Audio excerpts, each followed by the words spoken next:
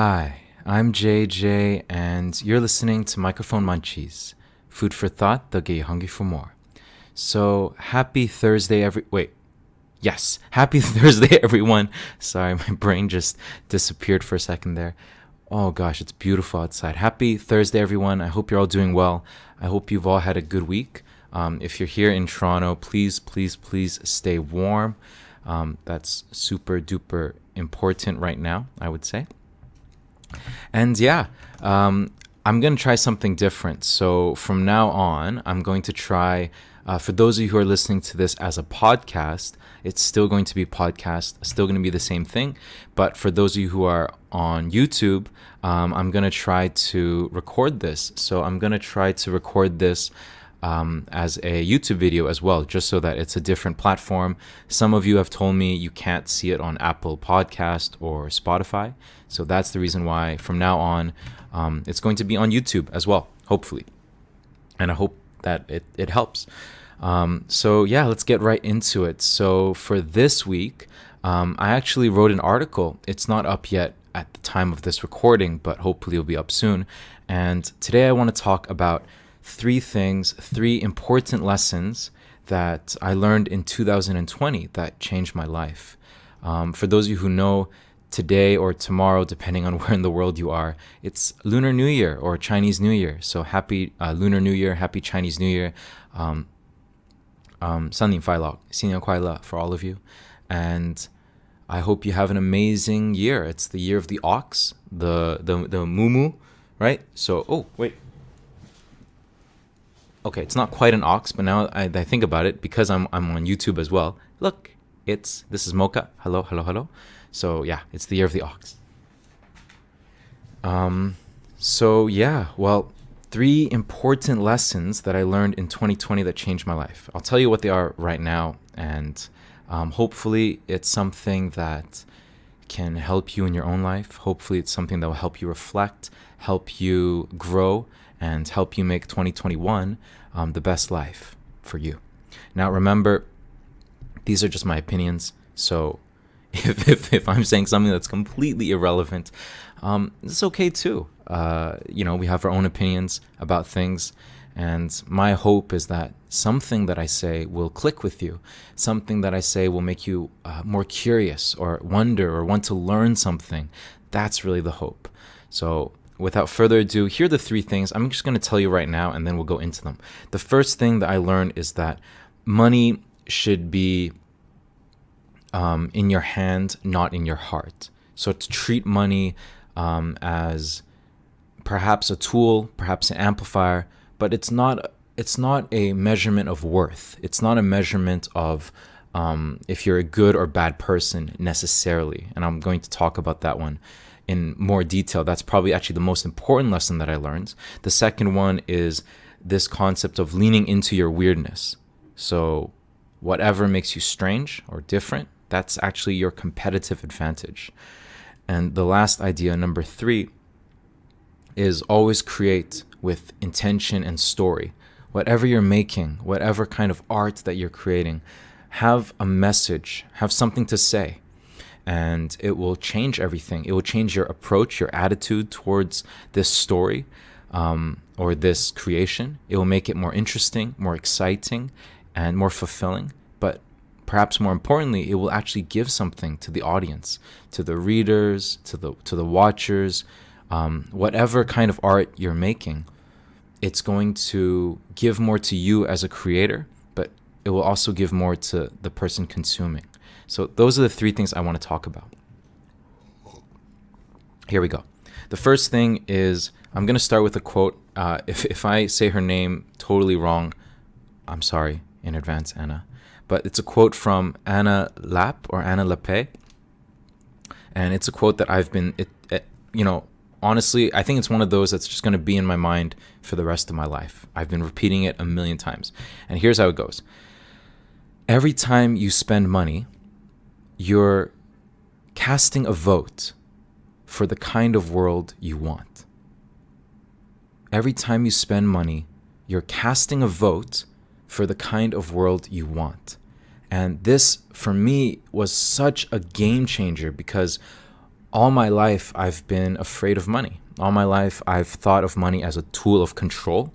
In my case, it was because my father used money to kind of control our family, so to speak. Like, if you did something good, you were rewarded with money, and if you did something bad, then money was the way that you had to obey, because if you did something bad, there was always the threat of no more money. So that's I'll admit, a lot of my perceptions towards money was because of this bias, because of my own personal experiences. And maybe you have those experiences too. Maybe however you think of money, oftentimes it's kind of like, personally, I think it's kind of like the way we treat love, in a way, or religion. It's very based on what we've experienced in our past. It's very based in our experiences in our childhood. So, for example, you'll find that if your parents were entrepreneurial, you're probably going to be more likely to be entrepreneurial. If your parents were very risk averse, if they were very scared to take risks, then that might happen to you as well. You might have a more risk averse relationship to money. For example, let's say you saw your parents lose everything because of the 2008 financial recession, then you might be less willing to risk a lot. And conversely, if you saw your parents always, succeed in the marketplace, succeed because of money, and you saw good things of money, maybe you saw how money could help people, how money did great things for the community, then maybe your relationship to money would be a little more healthy, or a little more money's it's just money. For me personally, I don't know, maybe it's a combination of my upbringing and also with the religious stuff. I grew up pretty Christian. Money for me was always, I always saw it as evil. I always saw it as the tool of the devil, right? The scorecard, what is it? The scorecard of the Prince of Darkness, or whatever. And so for me, growing up, I was always scared of it, and I was scared to have it. I was scared to not have it, obviously, because if you didn't have it, I was afraid that I'd die. And I was scared to have money, because if I had money, I was scared to lose it. So the operative word for me growing up was fear. It was always fear and guilt. It would bounce between the two. When I didn't have money, I'd be afraid, and I'd be guilty, because maybe I would think that, oh, I don't have any money right now. It means I'm not working hard enough. It means I'm a loser. It means I'm lazy. It means that I'm squandering all these opportunities that my parents sacrificed so much for me. And when I had money, I would also be afraid and guilty, because I would think, who am I to deserve this? Look at all the people out there suffering, and why do I have this? And what if I just squander it? What if I waste it? So that was always actually, now that as I'm saying this, now I kind of realize why I like, or why I use so much of my money on food, because growing up, I was also pretty chubby, so food was a way to escape, right? I would eat a lot to kind of run away from my emotions. I would use food as a way to self-medicate, and so I guess now it makes complete sense why, if I've in my entire life, people spend money on different things. Some people spend it on clothes. Some people spend it on electronics. Some people put it in investing, in all sorts of stuff. For me, it was always food. If every food that I ate was a stock, well, wow, I would have made a lot of food money. But yeah, everyone's different, and that's my story. So what is it about this quote and what is it about 2020 that really changed for me? Something clicked, which was with the global pandemic, with COVID-19, I don't know. It just seemed like nothing was, that certain anymore, right? All the things that we took for granted, that, if you just keep your money in a savings account, that, if you just work hard, your job is gonna be there for you. But no, you could see a lot of people were hurting. A lot of people lost their jobs. A lot of people had reduced salaries. A lot of people, they had great plans to maybe travel to somewhere. whether for pleasure or for business or to make a new life for themselves, right? Like I have a lot of students who plan to travel to Canada to start a new life. And now everything is up in the air. Everything is, nobody is certain about so much. And yet, I think one strange blessing of COVID-19 is that, and the global pandemic, is it actually revealed what the world is really like, in the sense that this idea of stability, of things will always be the same. I think that actually is the lie. Life is not stable. There is nothing in nature, to my knowledge, that is always in homeostasis. Nothing is ever fully like equal. Everything, I think moves towards entropy. Entropy? Is it things move less orderly over time? I need to brush up on my thermodynamics. Forgive me. For those of you who know, please feel free to educate me in the comments. Oh yeah, now with YouTube we can do comments. So feel free to educate me how wrong I am. But yeah, that's something that it's crazy. Growing up as a kid in an environment, for example, a family that wasn't very stable, or I grew up in many different countries, in many different places. Stability was something that I craved. And so I love to believe this lie. I don't know if it's a lie. Believe in this myth. Believe in this story that if I just work hard, if I just save the money, everything will be okay. And of course, you can see with things like the global pandemic, even if you're in a great company, even if you're working a great job, you could lose it. And it's nothing personal. It's just life. And so that really changed things for me. Just seeing how nothing is guaranteed, nothing is for certain. And it goes on when I saw that this strange absurdity that for most of us we were scared, and for a lot of us losing sources of income, and at the same time, in the very same moment, the billionaires of the world had made incredible amounts of wealth. I'm just going to pull up these statistics so that I don't fib, I don't say the wrong thing. But it really hammered in this idea for me that money itself is simply an idea. I'm going to read the definition from Investopedia. Money is an economic unit that functions as a generally recognized medium of exchange for transactional purposes in an economy. A recognized medium of exchange for transactional purposes. Recognized. So people agree upon it, right? We agree upon money, especially with most currencies now being fiat. Basically, they're not backed by anything either. So, and even if they were backed by something like gold, it's still an idea. We all agree that, oh, this is worth this amount of gold, or oh, this is worth this amount of apples. I'll give you this money, you give me the apples, and I'll eat them. But it's an agreement. It's a societal, we agree as a society to respect that, oh, this money here, let's say $1 Canadian is enough to buy, I don't know what enough to buy a bottle of water. Yeah. So this is the agreement. Now, growing up as a kid, I always thought that money was real. Like it meant something. And I don't know. Maybe this is just me, but I used to think that if you had a lot of money, maybe that meant you worked really, really hard, or that you did something really, really good. Or maybe you were smarter than other people or whatever. Maybe there was some sort of fairness in the world. The invisible hand of the market. Stuff like that.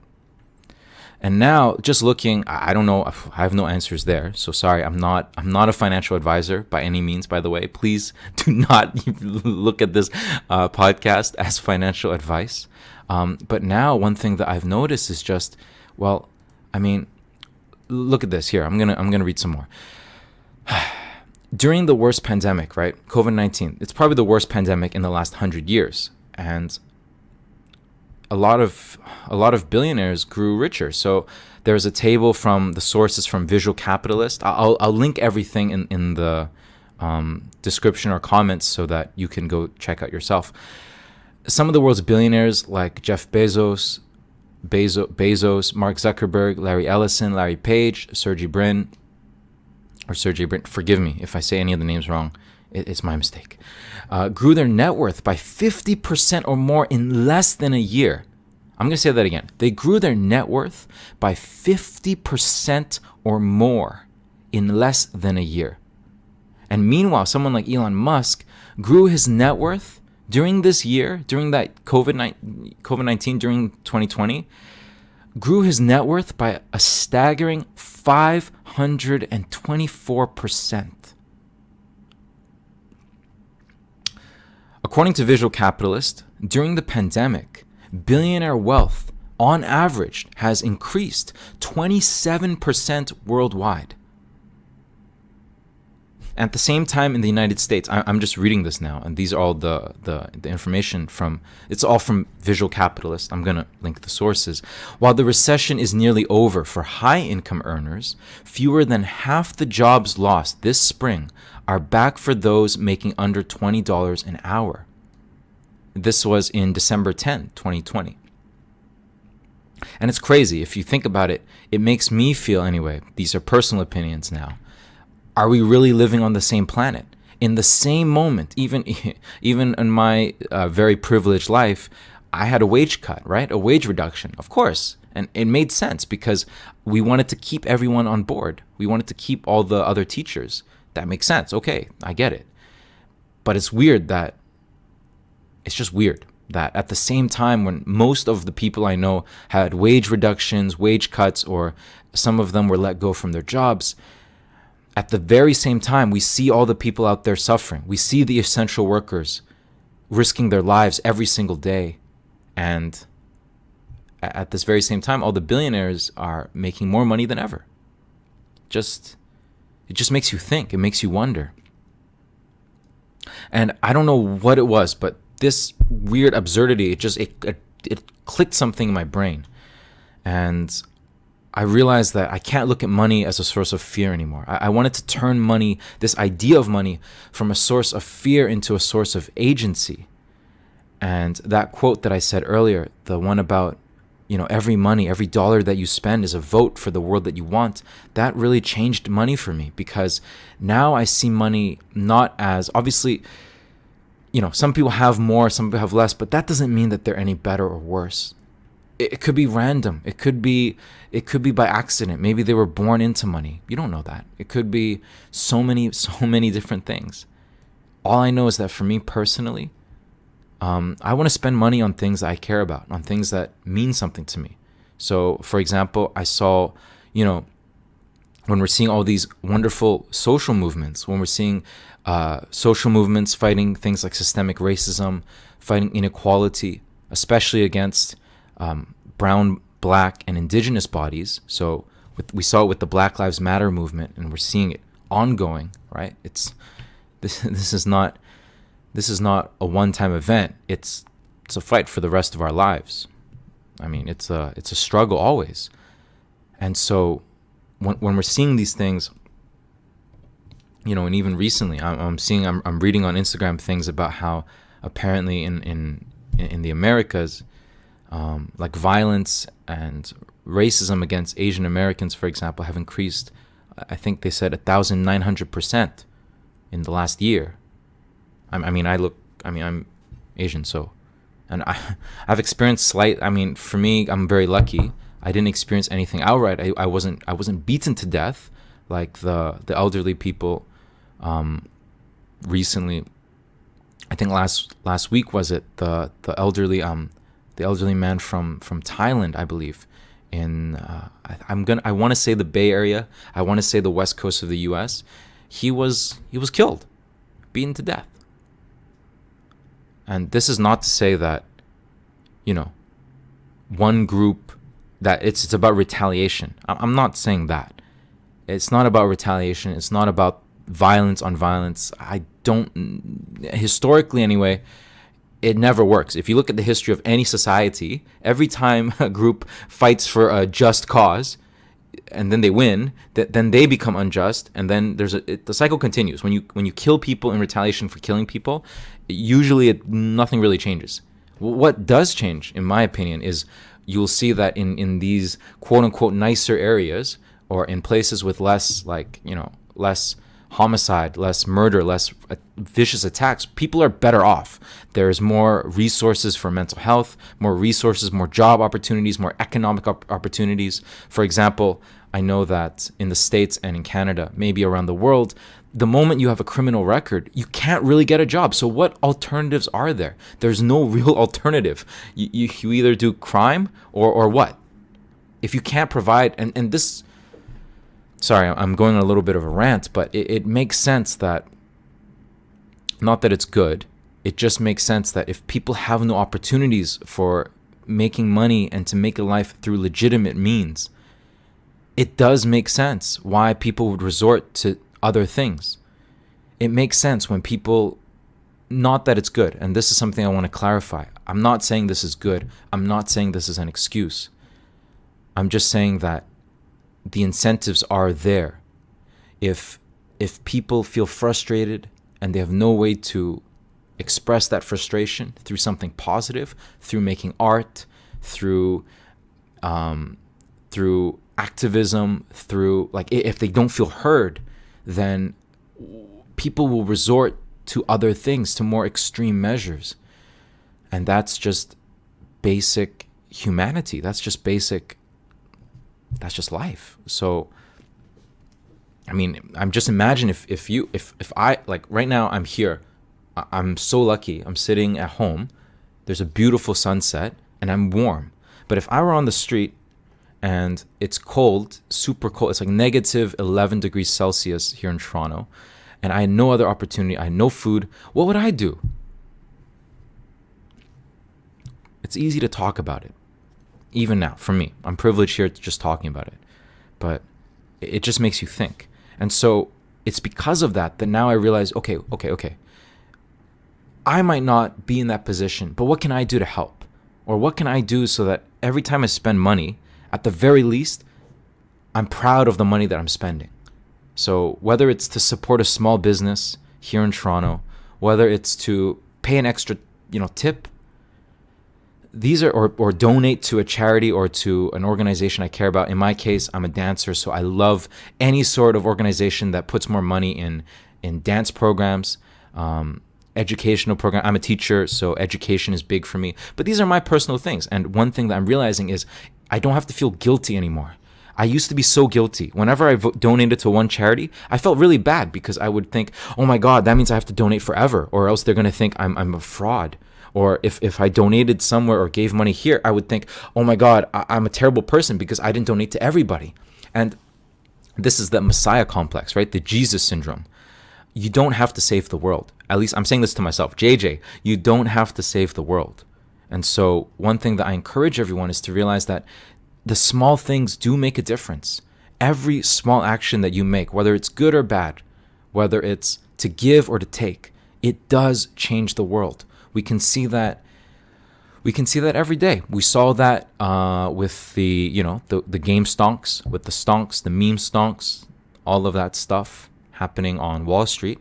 We're seeing that with the pandemic. We're seeing how people who maybe they don't have that much, but they're giving, and it can change someone's life.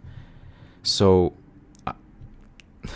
like I said in a previous recording or whatever, just remember, if you don't think small things can make a difference, try sleeping alone in a room with a mosquito, or try stepping on a Lego block. And you'll realize that life is crazy. So that's the first one. Yeah, money is something that now I look at as a vote, and that's something I'll give to you. Maybe if you're dealing with money and have trouble not understanding, but have trouble reconciling your story with money, that's something that can help. In my life at the moment, I'm looking at things like I'm trying to learn more about things like investing, trying to learn about things like just stuff like that, because I think it's really important. And I want to, now the idea is I want to be able to get money so that I can help others, or to at least put it in things I believe in. So that's something that's changed for me. Two more. The second one is leaning into your weirdness. Now, another quote I'm going to read, it's from Derek Sivers, and he says, If you think your life's purpose needs to hit you like a lightning bolt, you'll overlook the little day-to-day things that fascinate you. And very simply, I realized that my only competitive advantage in life is my weirdness, whatever it is that makes me me. There is no one else in the universe who will be like me. No one else will have the exact same molecular makeup, the exact same experiences, the exact same anything. And it's like that saying, you can only be the best of yourself. You will always be a second-rate copy of someone else. There's always someone who is smarter than me at X, better than me at Y, more charismatic at Z, more lucky at Z or Z. So that's it. The only thing I can be is me. And that's something that I'm not going to stop. I mean, I'm a person who, I make funny noises. I love fruit plushies. I love talking a lot to myself. Maybe I'm egotistical. Maybe I'm crazy. I don't know. I don't care. That's who I am. If you think about all the people that you respect and admire, you respect them probably because they're them, right? They're not copying anybody else. And that's something that it's really eye-opening for me. People like Bruce Lee, Nelson Mandela, from Malcolm X. For me, I respect. Right now, I'm reading about John Bogle. People that I respect, they're them. They're not trying to be anybody else. So that's something that I would encourage for all of you, which is to realize that, you know what, all of those things that you thought were weird, in the future, that when you're successful, that's the stuff that people are going to say is the reason why you succeeded. So it's all a matter of perspective. So yes, leaning into your weirdness, very, very, very big. It's the only thing you can control, really. You can't control your future in the sense that you can't control fate. We saw this with COVID. You can't control if you'll succeed or fail. But you can control your attitude. You can control your behaviors, your actions. You can control the way you think about things, the way you interpret stuff. And so weirdness, uniqueness, it's the same thing. That thing that you think maybe, oh man, I wish I wasn't like this. Maybe, and I'm saying maybe because there are things that, I have that I don't always think are good. For example, sometimes I eat too much, or my personality is a little bit addictive, and it can be good and bad. Like, it's good in the sense that when I'm into fitness, I'm really into it, but it's bad at the same time because I get injured a lot because I'm so into it. And so you have to see that for yourself. But I'm telling you right now that if you think whatever you're doing is too strange or not normal, or that's not how people do it, then that's the weirdness. That might actually be the thing that makes you successful. Because if you just copy the best practices, I think this is from James Clear. I was reading it in a newsletter today. If you just copy the best practices, the best ways of doing something from somebody else, you're always going to be too slow because somebody already did it. Somebody already wrote the book. Instead, you can learn from others' experience. That's really important. But then it's a balance. You learn from others' experience. That's why you read. That's why you learn. That's why you go out there and try things and listen to people. But at the same time, you need to remember who you are, because that is what's going to give you your competitive advantage in this place we call life. The last thing, number 3, it's create with intention and story. I'm going to read a quote from a photographer named Anton Gorlin. And he says this: storytelling is the whole point of any photograph.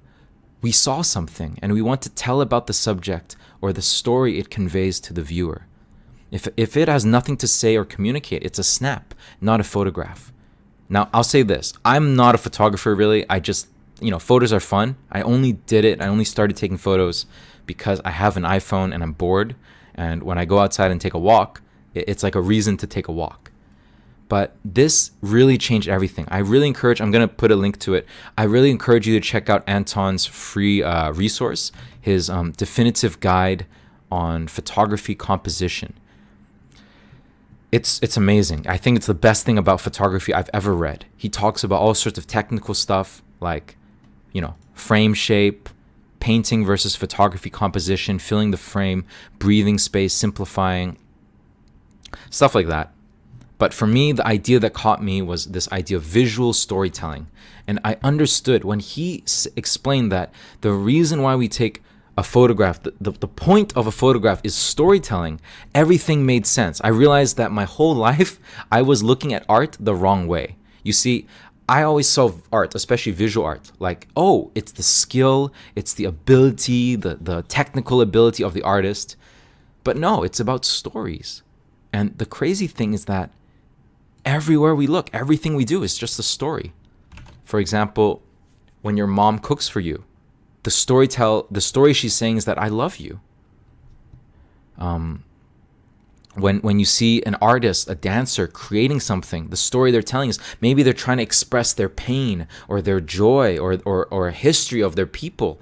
And it's everywhere. Everything we do is a form of story.